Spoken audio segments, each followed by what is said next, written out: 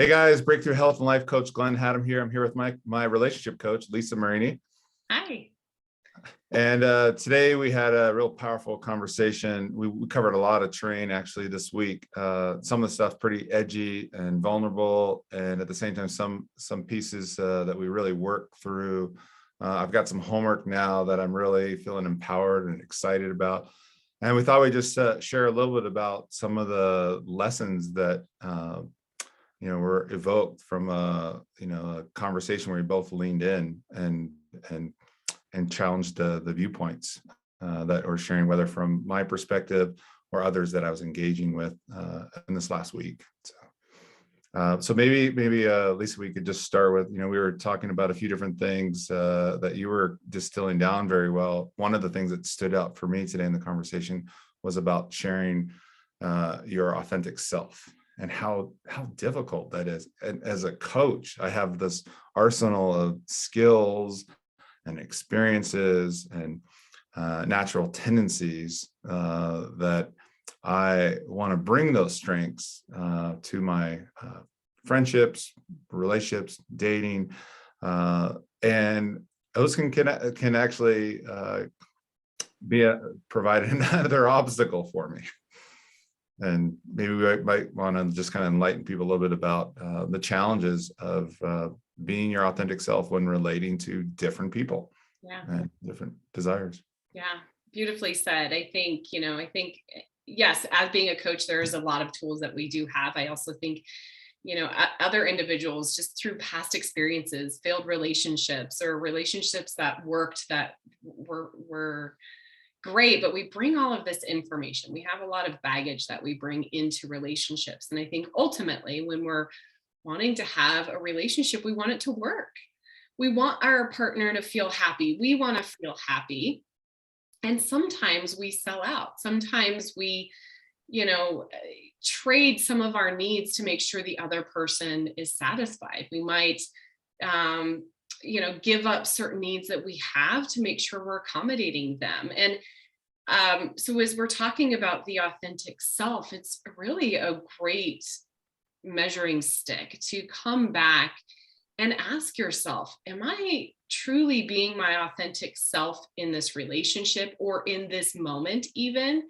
And if the answer to that is no, then we look at, well, why not? What are we doing, or why are we not being our authentic self? Is the situation having us feel unsafe? Is this person have a lot of unhealed things? Are they needing too much that we can't provide? And I think it's a great place to start checking in to see if we are in alignment with ourselves, because when we are, we show up as our highest self. And that's ultimately what we want to be in partnership, because we know it's the best place for our part, the best version of ourselves for our partner. Right. And so I think when we look at that, we can start saying, hey, and I'm going to ask you, where maybe have you not been your authentic self, or where do you notice that shift happening? Yeah, I really appreciate what you said there. That for today, going over a couple of things that were going on with me in my life. It's not just how you're showing up, but one of the obstacles that you pointed out was around looking at someone's potential and not putting so much stock in one's potential as maybe we're taught to, but actually like, what are you bringing right now? What needs to happen right now in this engagement, and what we're both agreeing to invest our energies together, mix our energies with each other. And maybe just speak a little bit to that, just around the topic of potential. Absolutely. I think, and it relates to setting goals too, whether it's a fitness goal, whether it's a personal goal, or it's a relationship goal. It's really easy to look at what you want out there in the future. When, I want to lose 10 pounds, I want to have a relationship that is, amazing and thriving. And it's really easy to look in the future. The problem is that, what we're really seeking is to feel different. What we're really seeking is something on an emotional plane. And so we spend all this time, effort, energy into achieving that thing in the future, right? Losing that 10 pounds, having the relationship of your dreams, that we sort of float in this void, until we get there. And then when we get there, we may or may not feel that thing. We may not feel relieved or confident or, right, whatever. And so if we start to shift and start looking at the feeling as the goal versus the outcome, I want to feel happy. I want to feel safe. I want to feel empowered. I want to feel that I'm truly my authentic self. And that ends up being the thing that you keep checking in on. You're doing it right. And you don't have to wait for the future to start feeling the thing that you want to feel. You can actually have it right now. And you actually have to create that future from now with that feeling versus later and getting there and it not being there. Yeah. And so when we look at, you're absolutely right. And so when we look at potential in somebody else, we're saying, oh, well, you have the potential to have me feel X, Y, and Z, right? We're putting a huge expectation on the other person because they may not ever even want that anyway. Who are we to say, this is who I want you to be? So that's, very invalidating and very difficult to put those kinds of expectations on others. I appreciate what you said there.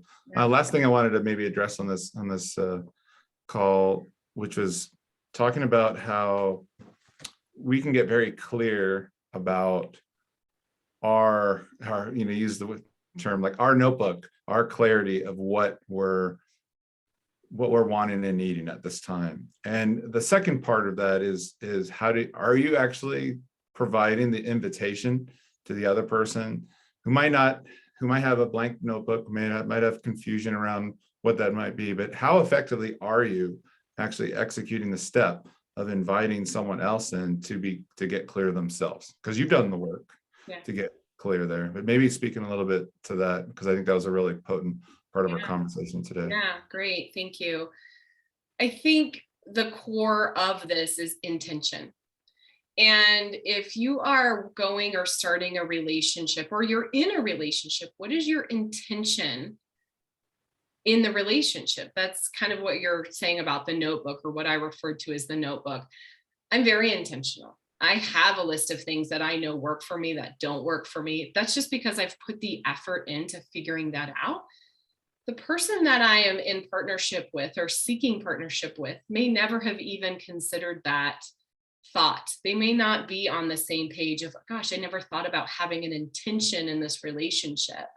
And so instead of expecting them to already know that, or me just dumping my intentions and expecting the relationship to follow my needs or my intentions, what a great way to have a deep, beautiful conversation of what are your intentions? What satisfies your needs? What would feel really good?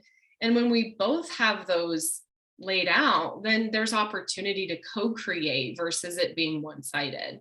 Did that answer your question? Absolutely. Yeah. And I think that let's pick up the conversation next week. We'll talk a little further about what else is in the notebook, and we'll share more about that next week. But I just appreciate you and the work we did today. So many gems, so many pearls of wisdom to work with. Thank you, and I look forward to spending time with you next week. And thank you for showing up. It's difficult to be vulnerable and share. So thank you for no other way. I love it. It's great. Okay. All right. All right. Thank you. Bye-bye.